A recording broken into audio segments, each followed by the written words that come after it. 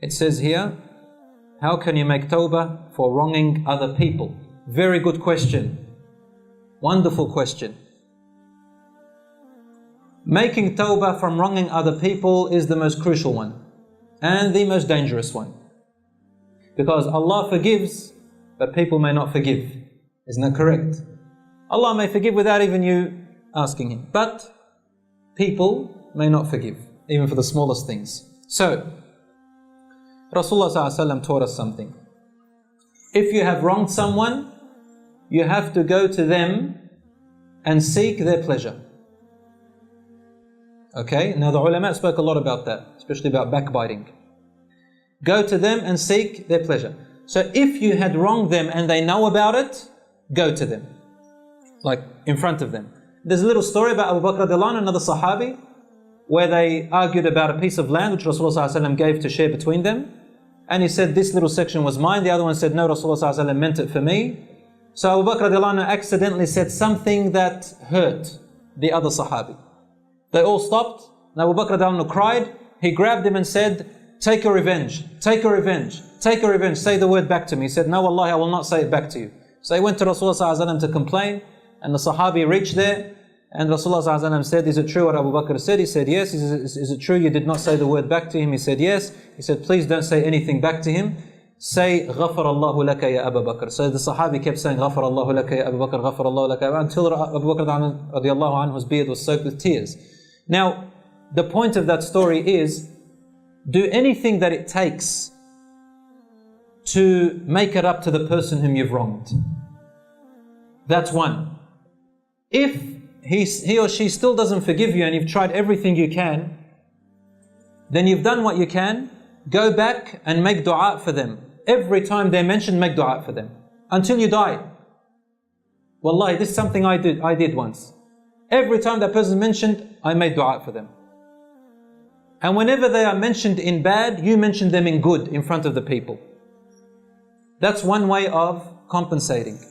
Now, if that person never forgives and you die and they never forgive, well then that's, subhanAllah, ask Allah subhanahu wa ta'ala to save us from arrogance. I hope they're not arrogant people. Because you are not more merciful than Allah subhanahu wa ta'ala, and Allah is wronged more than anyone else. So you've done what you can, and there's this beautiful hadith which I read about Rasulullah sallallahu alaihi wasallam in a book called Madarij al-Salikin. No, it was called Bustan al-Wa'idhin, some daif hadiths in it, some authentic.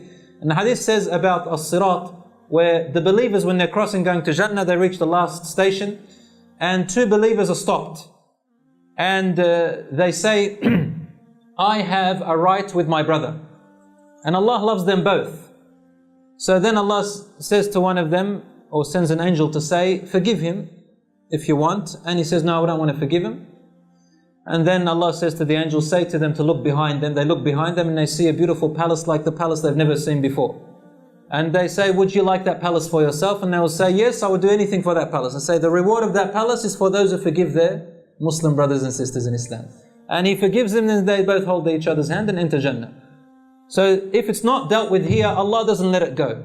If He loves you both, on the Day of Judgment He will settle it by rewarding one of you to compensate you for what you've tried and forgive you. Now if you have backbitten the person, that person doesn't know about it, you've wronged that person and they don't know about it. So this is one when he knows, you do everything. But if they don't know about it, what should you do? The ulama said, number one, you can go to them and apologize to them. But if you know that by apologizing to them it will make the matter worse, then go back to the company of people whom you wronged him in front of, and make sure that you fix what you said in front of those people, alanan, in public to them, and show them that you had wronged him, and take their oath not to repeat what you had said. And then after that, whenever that person is mentioned in bad, you mention them in good. Or, if it's true, be silent and make dua for that person. That's the way, inshaAllah. Or you can give a sadaqah on behalf of that person. These are the ways that we compensate for wronging other people. If the wrong had caused damage to them, we have to fix the damage. You know, for example, in the Quran, whoever is killed madluman, killed by mistake from the people, then you have to compensate their family with blood money. If their family forgive you, then you're off. But the point is, you need to look after their family because they have no more If it was a man, for example, a husband, no one to look after. The point is, if there's damage, you need to fix that damage.